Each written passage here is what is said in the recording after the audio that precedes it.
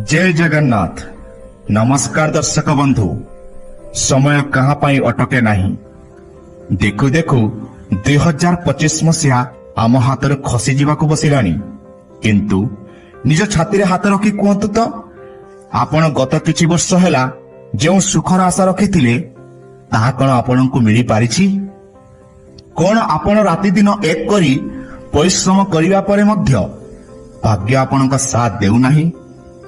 कौन आपणक योग्यता थाई मध्य चाकरी क्षेत्र में आपणको बारंबार अवहेला करा जाउछि? प्रमोशन पाई आपण हकदार थाई मध्य अन्य केही आपणक स्थान छड़ाई नेउछि कि? टिकिए भाबंतु, काहेकि आपणक व्यवसाय रे हठात मांदावस्था आसी जाइछि? काहेकि घर को पैसा आसुछि सत, किंतु पानी भली बही जाउछि, संचयर नामगंध नाही। कौन आपणक स्वास्थ्य बारंबार बिगड़बार लगी? डाक्तरखाना रे लक्ष लक्ष टंका खर्च हेउछि, किंतु रोगर कारण जड़ा पड़ू नाही। केवल सेतिकी नुहे, संपर्क कथा टिके भावंतु। काहेकि निजर बोली भाबुथिबा मनुष्य माने आपणक सब विश्वासघातकता करूछंती? काहेकि प्रेम संपर्क रे फाट सृष्टि हेउछि, विवाह जग आसी मध्य भांगी जाउछि? काहेकि आपण कोन भाबुछंती यह केवल एक संजोग?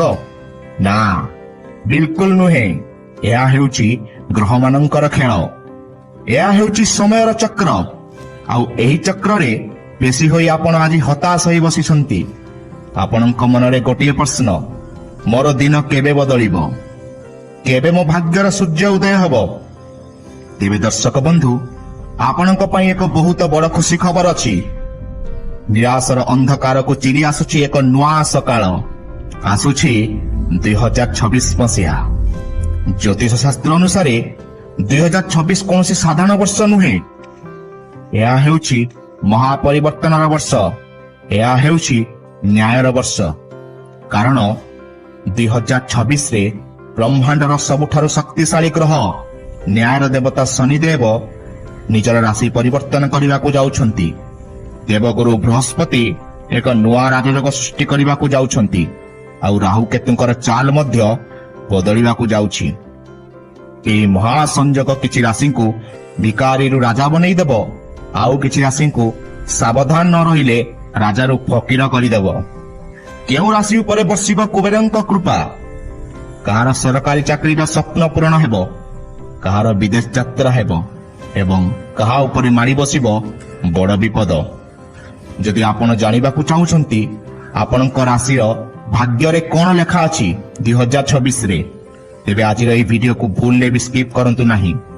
कारण एही वीडियो रे कुआ जायतिबा प्रतिकार एवं मंत्र आपणक आगामी भविष्यत को सुरक्षित करि पारे। तेबे आसंतु खोलिबा भाग्यर सेही रहस्यमय पृष्ठा एवं जानिबा 2026 रो महाभविष्यवाणी। दर्शक बंधु, 2026 मसीह ज्योतिष शास्त्र अनुसार एक अद्भुत घटना घटिबाकू जाउछि। वर्षर आरंभरू ही प्रमुख ग्रह मानकर चलन एमिति रहिबो जहा गत 30 वर्ष भितरे होई नाही। मुख्यतः तीनोटी बड़ ग्रह आपणक जीवन को प्रभावित करिबो। सेही तीनोटी ग्रह हेउछि शनि, बृहस्पति, राहु और केतु। वर्तमान जानिबा शनिदेव। कर्म फलदाता शनि एही वर्ष निजर स्थिति मजबूत करिवे। जो माने सचोटार सहित परिश्रम करुछंती शनिदेव सेमानकु दुई हाथ रे आशीर्वाद देबे। किंतु जो माने अन्याय पथर अछंती 2026 सेमानक पई काल साजिबो। एबे जानिबा देवगुरु बृहस्पतिଙ୍କ विषय। बृहस्पति हेउछंती ज्ञान, धन एवं संतानर कारक अटंती। 2026 मध्य भागरे बृहस्पतिଙ୍କର राशि परिवर्तन अनेक लोकंकर विवाह एवं भाग्योदय कराइबो। एबे जानिबा राहु और केतु विषय। एही दुई छाया ग्रह हठात धन प्राप्ति एवं हठात विपदर कारण साजिबे। दर्शक बंधु, राशिफल आरंभ करबा पूर्वरु वीडियोटी को लाइक एवं सब्सक्राइब करि दियंतु। तेबे आसंतु आउ डेरी न करी गोटिए परे गोटिए राशि विषय रे विस्तृत भाव आलोचना करिबा। आजिर एही वीडियो माध्यम रे आमे जानिबा मेष राशि ठारू कन्या राशि पर्यंत जातक मानकर भाग्यफल। प्रथमे जानिबा मेष राशि विषय। मेष राशि ମେଷ ରାଶି ଏଥର ଭାଗ୍ୟର ନୂଆ ଅଧ୍ୟାୟ ଖୋଲିବ। ସର୍ବପ୍ରଥମେ ଆସୁଛି ରାଶି ଚକ୍ରର ପ୍ରଥମ ରାଶି ମେଷ ରାଶି। ହେ ମେଷ ରାଶିର ଦର୍ଶକ ବନ୍ଧୁ, 2026 ଆପଣଙ୍କ ପାଇଁ ଏକ ଗେମ୍ ଚେଞ୍ଜର ସାବ୍ୟସ୍ତ ହେବାକୁ ଯାଉଛି। ଗତ କିଛି ବର୍ଷ ଧରି ଆପଣ ଯେଉଁ ମାନସିକ ଅଶାନ୍ତି ଏବଂ କ୍ୟାରିୟରକୁ ନେଇ ଚିନ୍ତାରେ ଥିଲେ, ତାହା ଏବେ ଶେଷ ହେବାକୁ ଯାଉଛି। ଏବେ ଚାଲନ୍ତୁ ଜାଣିବା ଆପଣଙ୍କର ଚାକିରି ଏବଂ କ୍ୟାରିୟର କେମିତି ରହିବ। ବର୍ଷର ଆରମ୍ଭରୁ ହିଁ ଶନିଦେବଙ୍କର କୃପାରୁ ଆପଣଙ୍କ କର୍ମକ୍ଷେତ୍ରରେ ସ୍ଥିରତା ଆସିବ। ଯଦି ଆପଣଙ୍କ ପ୍ରମୋସନ ପାଇଁ ଅପେକ୍ଷା କରିଥିଲେ, ତେବେ ମାର୍ଚ୍ଚ ମାସ ପରେ ଆପଣଙ୍କୁ ବଡ଼ ପଦବୀ ମିଳିବାର ପ୍ରବଳ ଯୋଗ ରହିଛି। ବେକାରୀ ଯୁବକ ଯୁବତୀମାନଙ୍କୁ ମନ ମୁତାବକ ଚାକିରି ମିଳିବ। ଏବେ ଜାଣିବା ଆପଣଙ୍କର ଆର୍ଥିକ ସ୍ଥିତି ବିଷୟରେ। ଧନର କାରକ ବୃହସ୍ପତି ଆପଣଙ୍କୁ ନୂଆ ରୋଜଗାରର ବାଟ ଦେଖାଇବେ। ପୁରୁଣା ବିନିଯୋଗରୁ ଲାଭ ମିଳିବ। ନିଜର ଘର କିମ୍ବା ଗାଡ଼ି କିଣିବାର ସ୍ୱପ୍ନ 2026ରେ ପୂରଣ ହେବ। ଏବେ ଜାଣିବା ଆପଣ କଣ କଣ ସତର୍କତା ଅବଲମ୍ବନ କରିବେ। କିନ୍ତୁ ସାବଧାନ, ବର୍ଷର ମଧ୍ୟଭାଗରେ ଆପଣଙ୍କୁ ନିଜର କ୍ରୋଧ ଉପରେ ନିୟନ୍ତ୍ରଣ ରଖିବାକୁ ପଡ଼ିବ। ଅହଙ୍କାର କଲେ ହାତକୁ ଆସିଥିବା ସୁଯୋଗ ଚାଲିଯିବ। ତେବେ ମେଷ ରାଶିର ପ୍ରତିକାର କଣ ରହିଛି, ସେ ବିଷୟରେ ଏବେ ଜାଣିବା। ପ୍ରତି ମଙ୍ଗଳବାର ଦିନ ହନୁମାନ ଚାଳିଶା ପାଠ କରନ୍ତୁ ଏବଂ ଗରିବଙ୍କୁ ଲାଲ ରଙ୍ଗର ଫଳ ଦାନ କରନ୍ତୁ। ଦର୍ଶକ ବନ୍ଧୁ, ଏବେ ଚାଲନ୍ତୁ ଜାଣିବା ବୃଷ ରାଶି ବ୍ୟକ୍ତି ବିଶେଷଙ୍କ ବିଷୟରେ। ବୃଷ ରାଶି ହେଉଛି ସଂଘର୍ଷ ପରେ ସଫଳତାର ପ୍ରତୀକ। ଏବେ ଆସିବା ବୃଷ ରାଶି। 2026 ଆପଣଙ୍କ ପାଇଁ ମିଶ୍ରିତ ଫଳ ନେଇ ଆସୁଛି, କିନ୍ତୁ ପରିଶ୍ରମର ଫଳ ମିଠା ହେବ। ତେବେ ବୃଷ ରାଶି ବ୍ୟକ୍ତି ବିଶେଷଙ୍କର ଶିକ୍ଷା ଓ ବ୍ୟବସାୟର କଣ ରହିଛି? ଯେଉଁ ଛାତ୍ରଛାତ୍ରୀମାନେ ଉଚ୍ଚଶିକ୍ଷା ପାଇଁ ବିଦେଶ ଯିବାକୁ ଚାହୁଁଛନ୍ତି, ସେମାନଙ୍କ ପାଇଁ 2026 ଏକ ସୁବର୍ଣ୍ଣ ସୁଯୋଗ। ବ୍ୟବସାୟୀମାନଙ୍କ ପାଇଁ ବର୍ଷର ପ୍ରଥମ 6 ମାସ ବହୁତ ଲାଭଦାୟକ ରହିବ। ପାର୍ଟନରସିପ ବ୍ୟବସାୟରେ ଲାଭ ମଧ୍ୟ ମିଳିବ। ତେବେ ଆପଣଙ୍କ ସ୍ୱାସ୍ଥ୍ୟ ଅବସ୍ଥା କେମିତି ରହିବ, ସେ ବିଷୟରେ ଆଲୋଚନା କରିବା। ଏଠାରେ ଟିକେ ସତର୍କ ରହିବାକୁ ପଡ଼ିବ। ପେଟଜନିତ ସମସ୍ୟା କିମ୍ବା ଗଣ୍ଠିବାତ ସମସ୍ୟା ଆପଣଙ୍କୁ ହଇରାଣ କରିପାରେ। ଖାଦ୍ୟପେୟ ଉପରେ ଧ୍ୟାନ ଦେବେ। ତେବେ ଆପଣଙ୍କର ପ୍ରେମ ସମ୍ପର୍କ କେମିତି ରହିବ?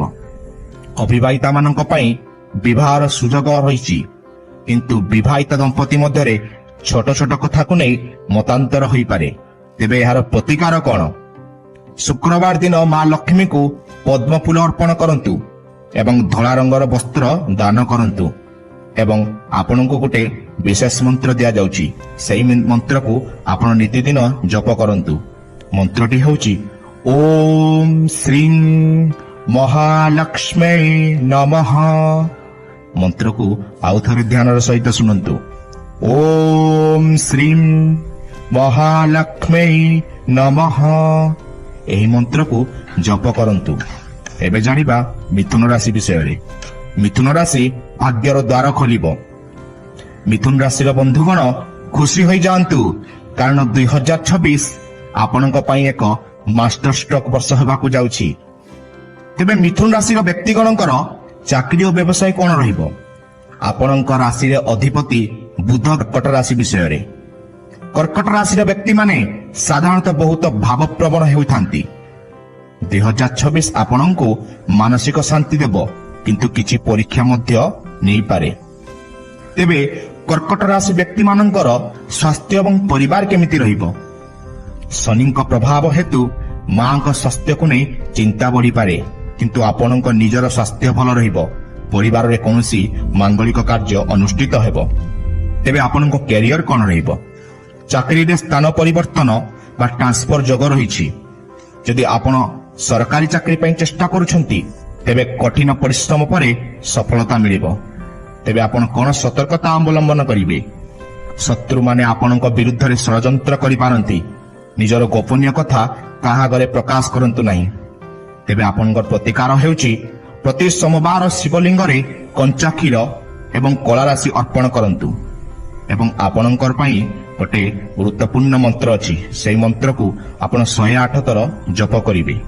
ମନ୍ତ୍ରଟି ହେଉଛି ଓମ୍ ନମଃ ଶିବାୟ। ଆଉ ଥରେ କହୁଛି ମନ୍ତ୍ରକୁ ଧ୍ୟାନର ସହିତ ଶୁଣନ୍ତୁ। ଓମ୍ ନମଃ ଶିବାୟ। ଏବେ ଜାଣିବା ସିଂହ ରାଶି। ସିଂହ ରାଶିର ଅଧିପତି ହେଲେ ସୂର୍ଯ୍ୟ। ଆଉ 2026ରେ ଆପଣଙ୍କ ତେଜ ସୂର୍ଯ୍ୟଙ୍କ ଭଳି ପ୍ରଖର ହେବ। ଆପଣଙ୍କର ଏହି ବର୍ଷ ରାଜଯୋଗ ଅଛି। ଏହି ବର୍ଷ ଆପଣଙ୍କ ପାଇଁ ଏକ ବଡ଼ ରାଜଯୋଗ ସୃଷ୍ଟି ହେଉଛି। ରାଜନୀତି କ୍ଷେତ୍ରରେ ଥିବା ବ୍ୟକ୍ତିଙ୍କୁ ବଡ଼ ପଦବୀ ମିଳିବ। ସମାଜରେ ମାନ ସମ୍ମାନ ବଢ଼ିବ। ଆପଣଙ୍କର ଧନ ସମ୍ପତ୍ତି ଆର୍ଥିକ ଦୃଷ୍ଟିରୁ ଏହି ବର୍ଷ ଅତ୍ୟନ୍ତ ଶୁଭ। ନୂଆ ବ୍ୟବସାୟ ଆରମ୍ଭ କରିବା ପାଇଁ ଏହା ଶ୍ରେଷ୍ଠ ସମୟ।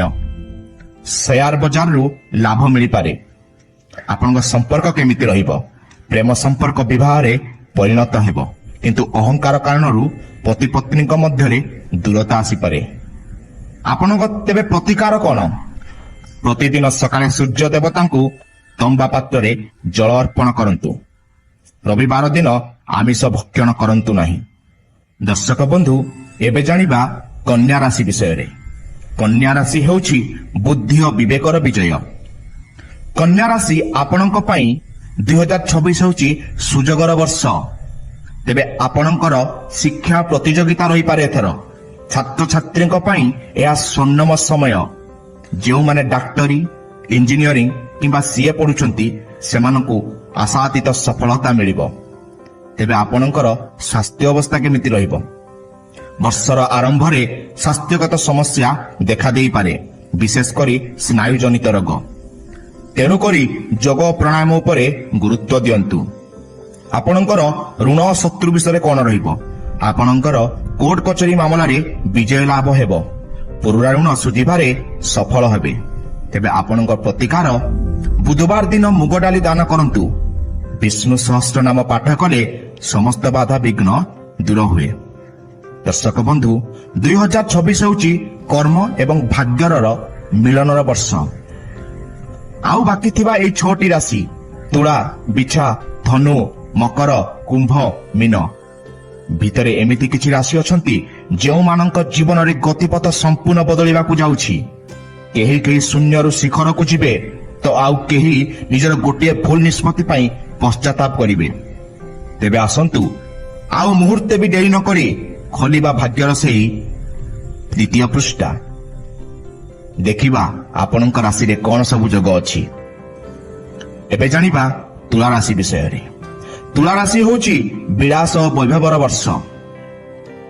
ତୁଳା ରାଶିର ବନ୍ଧୁଗଣ, 2026 ଆପଣଙ୍କ ପାଇଁ ସ୍ୱପ୍ନ ପୂରଣର ବର୍ଷ ହେବାକୁ ଯାଉଛି।